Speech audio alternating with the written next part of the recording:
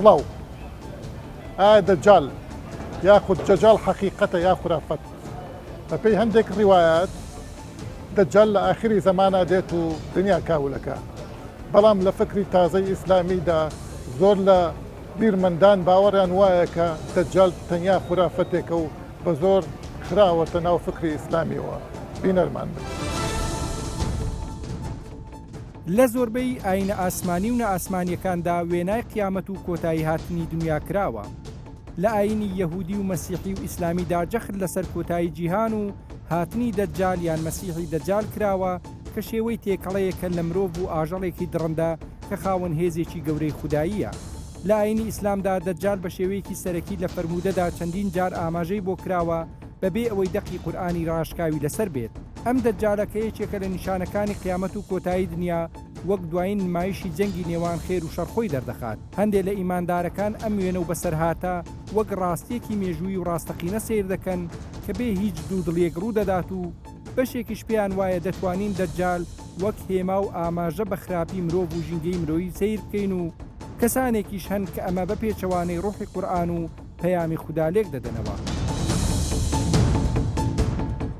هێز و دەسەڵاتەکانی مەسیحی دەجال کە هەندێک جار نزیک دەبێتەوە لە هێز و توانای خودا چۆن لەگەڵ یەکتایی خوددادا دەگونجێت. ئایا هەموو ئەو وەسفانەی بۆ دەجال کراوە لە ڕووی شکل و شێوە لە فەرمودەی ڕاستدا هاتوون یان بەشێکە لە خوڕافە؟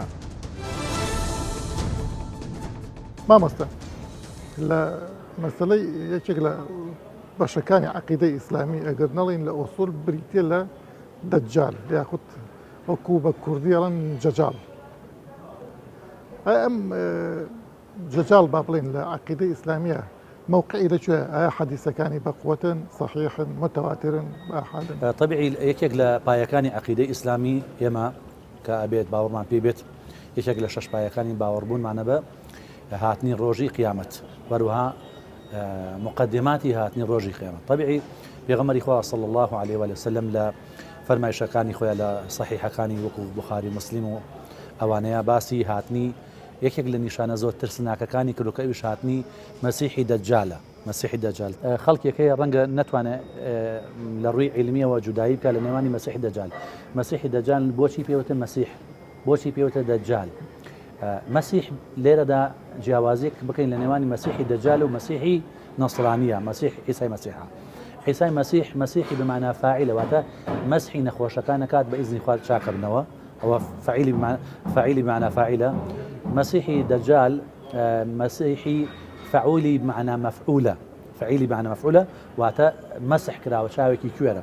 هەر بۆیە پێغەمبەری خوا صلوات و سلام علیه کاتێک کە باسێکا فەرمێت ئاگادار بن مەسیحی دەجال کاتێک کە دێت ئیدعای ئولوهیەت ئەکات، ئێوە ئاگادار بن إنه أعور وأن ربكم ليس بأعور. ئەو کوێرە چاوێکی مەسح کراوەتە بە چرم بە پێستی دەموچاوی داپۆشراوەتەوانەیە یەک چاوی ئەبینێت یان یەک چاوی کراوەیە، ئاگادار بن خوای پەروەردگار ئێوە ئەوە نیە. بۆیە پێوتەوە مەسیح. بۆ پێوترێت دەجال لەبەرەوەی کە لکەثرەتی دەجەلیه، دەجەل بمعنى ئەی کەذیبه یان کذبه،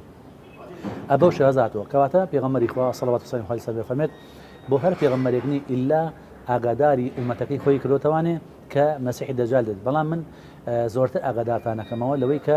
مەسیح کۆمەڵی نیشانەیە. یەکەمان ئەوەیە کە چاوێکی کوێرە وەکو باسمان کرد، دووەمیان ئەوەیە کە لە ناوچاوێ لە تەوێڵە نووسراوە کافر یان بڵێن کافە ڕە هەموو ئیماندارێک هەستی پێکات ئیدعای خوایەتی ئەکات. کاتێک کە ئیدعای خوایەتیەکە خوای پەروەردگار کۆمەڵێک وەکو بڵێ دەسەڵاتی پێداوە، هەور دێنێتە ئاسمانەکانەوە، لە بەرچاوی خەڵکە بارە نەبارێنێ، مردوەکان زیندوو کاتەوە. ئەم سیفەتانی تیا هەیە. باشە ئەوەی ئیمانیشی پێ بێنێ؟ ئەوەی کە ئیمانی پێ بێنێت ئەوە دیارە مسلمانە. بەڵێ پرسیارەکە لێرە بکەین بۆ زۆر درێژ نەبێتەوە. خوا گەورە خۆی فەرمێ لا يكلف الله نفسا إلا وسعها. تۆ لەم حاڵەتە کەسێکی سادەی فەقیری بەسە زمان ئەمانە ببینی هەر باوەڕی پێکە، ئەوانە هەمووی علامەتی خوان، ئیتر چۆن ئەو کەسە ئەبێ بە کافر لە کاتێکا خوا ئەو قووەتە هائیلەی یاوە بەم شەخسە. دعوەی ئیسلامی بە هەر کەسێک گەشت بێ بە ورد و درشتیەوە کاتێک کە پێی گەشت بێت هیچ عذرێکی نامێت و عذر بە جەهل قبوڵە، بەڵام عذر بە لە دوای تەبلیغ قبوڵ نابێت. بۆیە هەر کاتێک کە بانگخوازانی ئەماگینە لە پێغەمبەری خوا صلوات و سلام علیه تا گاتە کۆتا کەس کە ئاگاداری ئومەتی کردوتەوانە لەبارەی دەجالەوە ئەوەی بیسبێتی تێما مەساوەرە سا ڕاپرسیە بکە لە ساانەوەی خەڵک نازانێت جەجاڵ چ لە عشاعری کوردەواری خۆمانە کەلیمەی جەجاڵیان بیستووە بۆ شتێکی تر بووە شتێکی تر بووە بەڵام ئەوەی کە طبیعی ئەوەی کە عزری هەبێت بۆی کە نەی بیسبێت معلومە عزرەکەی مەقبولە ئینشاءالله تعالی مامۆستا بمبورە ئێمە چەندین حەدیثمان لەم بارەوە هەیە یەکێک لەو حەدیثانە باسیەوە کە حەدیثی جەساسە کە بە حساب حیوانێک تەمیمی داری بینیوێتی و قسەی کردو حیوانەکە و ئەنجا چون مەسیحی دەجال لە شوێنە بەستراوەتەوە بەم زنج پێتوانی ئەمە لە ئوستورەوە زیاتر نزیکەوە گەڵەوەی حەدیثێک بێ پێغەمبەر ئەگەر خۆشی نەویێتی بەڵام تەصدیقی کردو نا چونکە لەبەر ئەوەی ئەڵێنا حقیقەتی ئوستورە و ئەفسانە نییە چون پێشتر پێغەمبەری خوا صلوات و سەلامی خوای لەسەر بێت ئەم بانگەوازەی کردبوو تا دواتر تەمیمی داری لە صحیح ئیمام مسلمە ڕوایەتێکا فەرمێت لەناو کەشتیا بووین لە ئەهواز وا دیارە دەوری خەلیجا بووە کاتێک لەنگەرە گرێش کەشتەکان بەهۆی باوە لە جەزیرەکەی بمبور ئەم حەدیثە درێژە لەوانەیە خەڵک مەجاڵمان نەبێت بەس پرسیارەکە لەمەیە يعني كواتە مەسیحی دەجال ئێستا لە ژیانە لێەوە بەستراوەتەوە ئەی ئینسان ئەم هەموو شتەی دۆزیوەوە بۆ ئەوی نەدۆزی مەسیحی دەجال بەڵێ لە ژیانە هەیە لە سەردەمی پێغەمبەری خوا عليه الصلاة والسلام بووە و حتى يعني ئینسانێکی ئاساییە ئینسانێکی ئاساییە و لەدایک باوک بووە و یەهودیە و هەر ئینسانێکی ئینسانێک چۆن توانێت هەزاران ساڵ بژیت کاتێک خی پەروەردگار ویستی لەسەر بێت وەکو چۆن ئیدریس تا ئێستا ئەژی بە ژیانێکە لایق بەخۆیەتی و خوا خۆی زان چۆنە عیسای مەسیح سەلامی خوای لەسەر بێت ئەژی و بە ژیانێک کە خی تعالی خۆی ئێزانێ و لایق بەخوا خۆیەتی کە چۆن ئەزانێ ینی چۆن ئەیژێنێت کەواتە ئەویش لە مەشیئەتی خی پەروەردگار بە دوور نییە مامۆستا بمبیرە و حەدیثەی جەساسە ئەو بەحساب ئەو حیوانەی کە هاتووە تەمیم بینیوێتی قسەی کردو لەگەڵ تەمیم و ئەوانە ڕاست باش ئەمە لە خورافەت نزیکە لەشوێ لە واقع من باز لە واقعەکەم لە واقع ئەو نزیکە ئەو ڕۆح لەبەرەی کەوا دێتە خزمەتی تەمیم و سەحابەکانیەوە کاچن دێرەکەەوە ناڵێ حیوانە بەس ئەڵە شتێ بوو پێش و پاشی لە تاو تووک دیار نەبوو یعنی ناتوان تەشخیصی بە ئایا ئینسانە ئەگە ئینسان حتمما دیارە صیفەتی ئینسانی هەبوو بۆیە هاتۆتە گۆیا و بە زمانی تەمیمی داری قسەی کردووە و ئەو کاتە بیستویانە پێغەمبەری خوای سەسەم کاتێکە ئەم حەدیثە لە تەمیمی داری بێسێت ئەفەرمێت جارێکە دەنگمەکە هەتا وەکو قڵی کاتێکی بۆ دروست دەکات کە لەناو خەڵکی ئیعلانی بکات و فەرمێ الله وقت ئەوەی کە من پێم گوتون ئەوە تەمیمی داری بە تەطبیقی بیستی مامۆستا حەدیثێکی ترمانە لەسەر ئیبن سەیاد بە حساب جوولەکەیە و ئەم کوڕە لە جوولەکەی باش ئەمە تەناقوزی یعنی ئەمەی ئیبن سەیاد کەسێکە ئاسایی ژیاوە لەناو ژیانی پێغەمبەر خۆیان خۆنیان لە مەدینەیە بووە جوولەکە بووە لە دایک و باوک بووە ئەمە لەگەڵ ئەوەیە تەنانەت زۆر لە ئەسحاب بەڵێن سوێنیان خواردوکەوە مەسیحی دەجالە بەڵێ یەکێ لەوانە عومەری کوڕی خەتاب خوا لێ ڕازی بووە زانیوە کە ئیبن سەیاد دەجالە حتا وتوتی بە پێغەمبەر صلی الله علیه و سلم دعني اضرب عنقه بابی کوژم ئەوش فەرمی یعنی پێغەمبەر صلی الله علیه و سلم پێی فەرموون نا ئەگەر ئەو بێت ئەوە تۆ ناتوانانی بیکوژی چونکە کاتی خۆی دێتە پێشەوە ئەو کاتێک کوژێ ئەگەر ئەویش نەبێت کەواتە تۆ کەسێکی بێتاوان نەکوژی ئیبن سەیاد بەڵێ لە پێشە یەهودی بوو دوای مسلمان بوو خەڵکی گومانیان بردو حتا کاتێکە چێت زیارەتی ماڵی خوا کات و حەجە کات لە ڕێگای بە سەحابەکە فەرمێ گلەیەکە لە مسلمانان بۆچی ئەمانە لە من بە گومانن کە باوە ئازان من ئیبن سەیادم من دەجالم واللهی من دەجال نیم ئەوە تا پێغەمبەر صلی الله علیه و فەرمی مسلمان ناوێ من مسلمان بووم ئەو فەرمی نایەتە ناو شاری مەکە و مەدینەوە من هاتوومەتە ناو شاری مەکە و مەدینەوە ئەوە حەجەکە لەگەڵ تۆیە ئەم دوو حەدیثە متناقض نییە کام و کام ئەوەی جەساسەکە و ئەمەی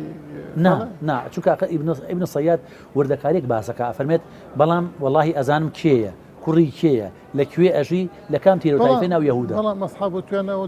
دەجالەیان هەڵەیان کردو ئەسحاب خۆ نیان پێکاو لە ینی ئەوان لەو بابەتیان نیان پێکاو هەڵیان کردو پێغەمبەری خوای صلی الله علیه و سلم ناهێڵی بیکوژن چونکە ئەو نییە تەمیمی داری کەواتە پێغەمبەر غەیبی نەزانیوە پێغەمبەری خوای صلی الله علیه و سلم غەیبی نەزانیوە ئێمە سەدان حەدیثمان هەیە کە غەیب پێغەمبەر غەیبی زانی و باسی غەیبی کردو و باسی دوایی کردو چۆن ئەوەی تەنیشت خۆی نەناسیوە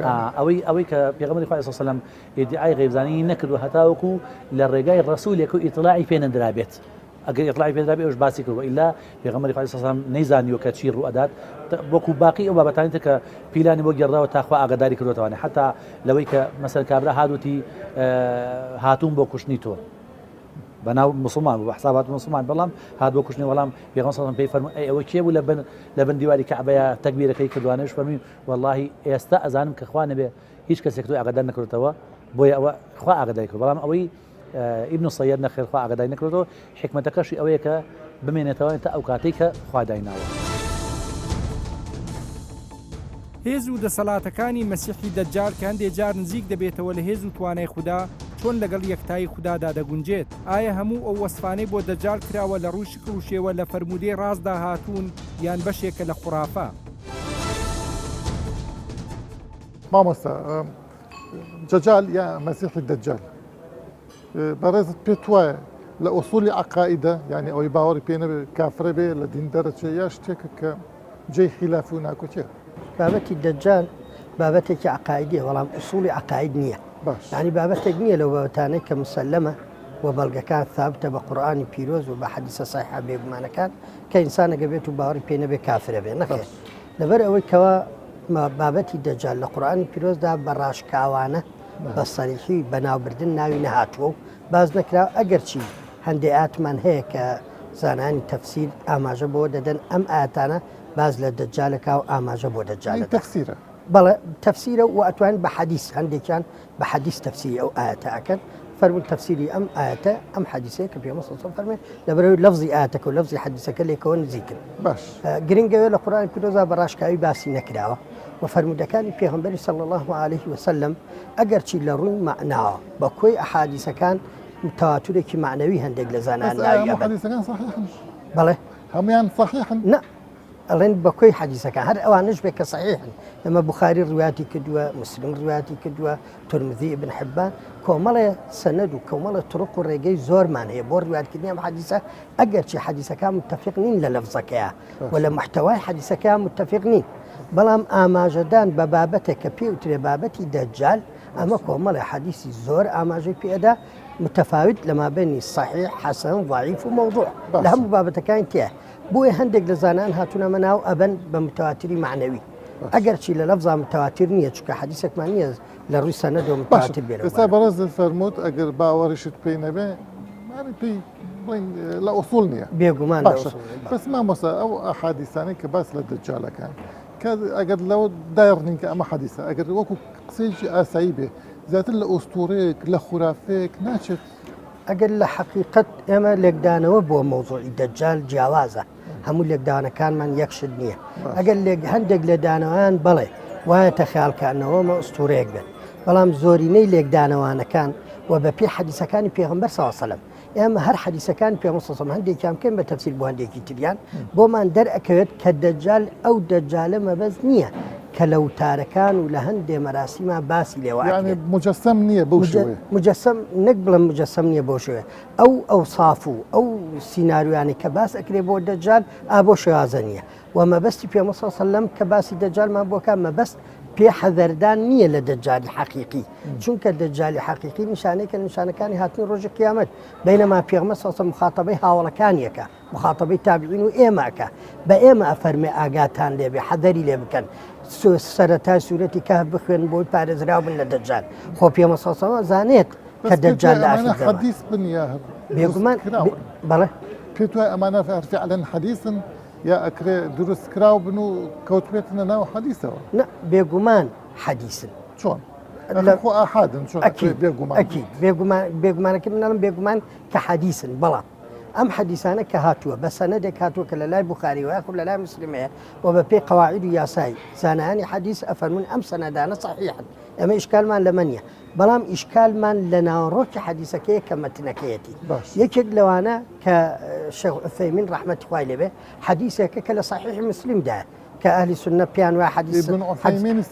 سەلەفی حتما یەکێکە لە عولەما گەورەکانی سەلەفی ئەفەرمێ فی نەفسی شەیء من هذا الحديث أفرمي حتى حديثك صحيح مسلم بلا فرمان نفس لا يطمئن إليه وفي متنه نكارة الشيخ عثيمين أفرمي أو حديثك باسي عداساك كبيا صلى الله عليه وسلم جساس كبيا صلى الله عليه وسلم باسي أم حالة تمام بوكا الشيخ عثيمين دير دراسيك أماك أفرمي متني أم حديثة نكارتي تياه نفس اطمئنان يبوي ولو يا تأيدي قصيرش الرضاك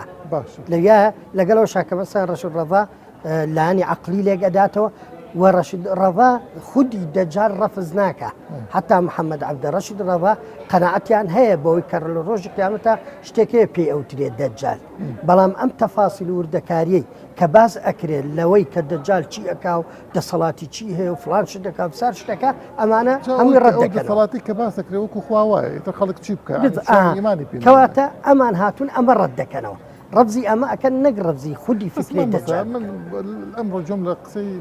نبيل عوضيه قلت لك شكل داعيه كان سعوديه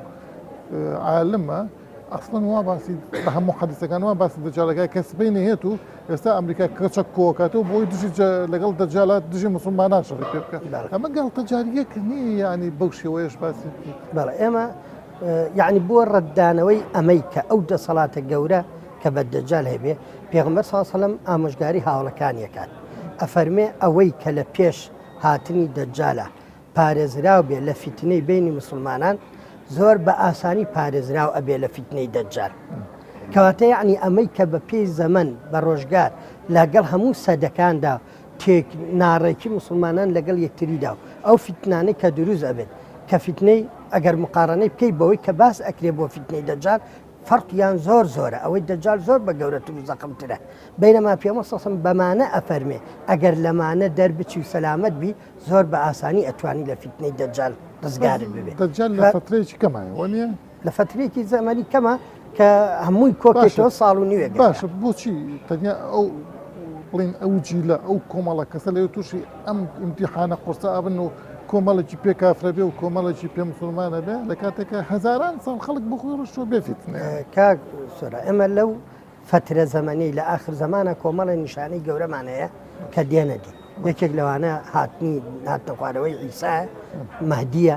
و دەجالیشە یعنی مەبەستەکەم ئەوەیە کە لەو کاتەیە و نەبێت تەنها ئەم هەبێت و ئەو شتانی کە باز ئەکرێت لەسەر دەجال بۆ زەخامەتێک کە خەڵک ئابۆ شێوازە شوێنی ئەکەون ئەمە وانە بۆیە قەزیەی دەجال حەقیقەتی دەجال پێویستی بە ڕوونکردنەوەیکی زۆر هەیە دیراسەیەکی جوان کە ڕوونی بکەنەوە جارێ ئەبێ حەقیقەتی دەجالمان بۆ دەربکەوێت ئەو کاتە بۆمان دەرئەکەوێت کە هاتنی دەجال لەو کاتە شتێکی ئاساییە و ئەو زەخامەت و قورسی نییە کە وەکو بازەکرێ بتوانێت وەکو سفاتی ئولوهیەت و سفاتی خوای باز بکە و خەڵکی هەمووی تێ بکەوێت. بۆچی بوونی دەجال وەک هێمای قیامەت و دنیا خراپبوون لەگەڵ ویست و مەزنی خوددادا ناگونجێت پێشینەی ئەم بیرۆکەیە بۆچی دەگەڕێتەوە و ئاینەکانی تر چۆن باسییان کردووە ئەمە چەندە لەگەڵ دەجال لە ئاینی ئیسلامدا هاوتایە دەجال لە ئیسلامە ئەوە لە ئەحادیثە زۆرمانەیە بەڵام ئەسڵی مەسەلەی دەجال لە دینەکانە بە تایبەتی دینە ئاسمانەکان چۆن هاتووە بەڕاستی پرسی دەجال ئەم پرسە پێویستە لە چوار ڕۆ توێژینەوەی لەسەر بکرێ یەکیان ئایا بزانین لە قورئانی پیرۆزە ناوی هاتووە تەمەن لە قورئانی پیرۆزە نەوەکو شە بەکارهێنراوە نەوەکو چەمک بەکارهێنراوە پاشان ئەم وشەیە یا بڵێن ئەم پرسە وەکو معناش بەکار نهاتووە بەڵام ئەم پرسە لە ئاەتێک لە سوورەتی ئەنعام ئاەتی 158 کە ئاەتەکە فەرمێ یومە یەأتی بعض آیاتی ربک لا ينفع نفسا إيمانها لە ڕیوایەتی ئەهلی سوننا کە لە دڕ المەنسووری سیوطی ئەوانی کە هاتووە ئەڵێن ئەو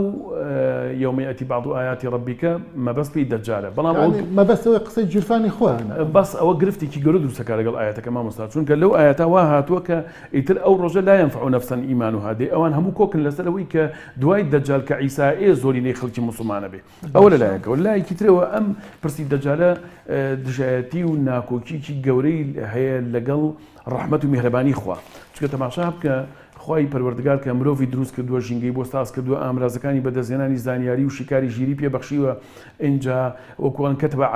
كتب ربكم على نفسه الرحمة وما أرسلناك إلا رحمة للعالمين و زیاد لە نزیکەی 340 ئاەت لە قورئانە باسی ڕەحمەتی ئیلاهیەکە ئەمەی کە دیاردەیەکی بەم جۆرە بنێرێ مرۆڤ بەم شێوە تاقیب کاتەوە یعنی شتێکە کۆک و تەبادەر ناچێت لەگەڵ ئەو هەموو ئاەتە من بۆرە ئەمە لە پرسیارەکەی من لەمە نەبوو پرسیارەکە ئەمە لە